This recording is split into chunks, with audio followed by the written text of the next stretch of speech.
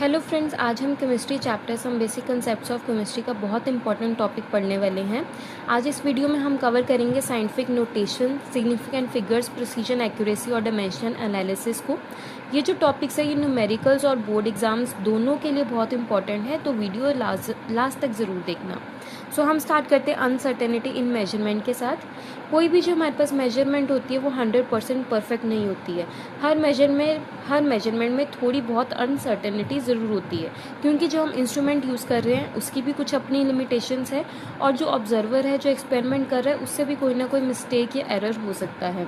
सो इसीलिए हम मेजरमेंट को सही तरीके से रिप्रेजेंट करने के लिए सिग्निफिकेंट फिगर्स का यूज़ करते हैं। नेक्स्ट हम बात करते हैं साइंटिफिक नोटेशन की। बहुत बड़े या जो बहुत छोटे नंबर्स होते हैं ना, उसको इजी तरीके से लिखने के लिए हम साइंटिफिक नोटेशंस का यूज़ करते हैं।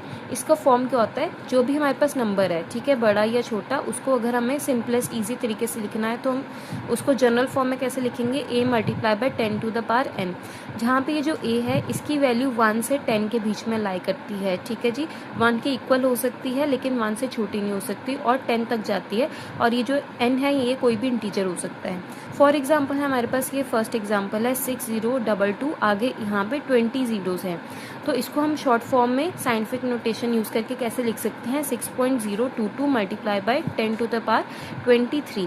20 एक तो ज़ीरोज़ और प्लस हमने 3 डिजिट्स पॉइंट के बाद लिखे, तो यहाँ पे पावर में कितना आ गया, 23।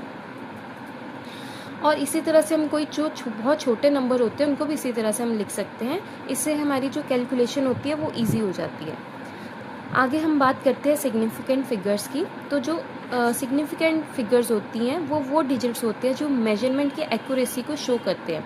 इसमें कुछ इंपॉर्टेंट रूल्स हैं, जैसे कि पहला है कि जितने भी नॉन ज़ीरो डिजिट्स होते हैं वो सारे के सारे सिग्निफिकेंट होते हैं। जैसे हमारे पास एग्जांपल है 285, तो 285 में कितने, तीनों के तीनों नॉन ज़ीरो हैं, ठीक है, ज़ीरो नहीं आ रहा, तो टोटल कितने हो गए, 1 2 3, 3 सिग्निफिकेंट फिगर्स हो गए।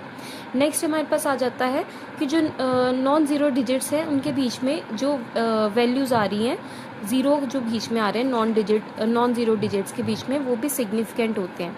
जैसे कि हमारे पास ये एग्जांपल है थर्ड 2.005, 2 और जो 5 है, ठीक है, ये है नॉन ज़ीरो डिजिट्स, इनके बीच में ज़ीरोज़ आ रही हैं, तो इन ज़ीरोज़ को हम सिग्निफिकेंट काउंट करेंगे। तो यहाँ पे कितने टोटल हमारे पास सिग्निफिकेंट फिगर्स आ गई, 1 2 3 4, तो टोटल कितनी आ गई, 4।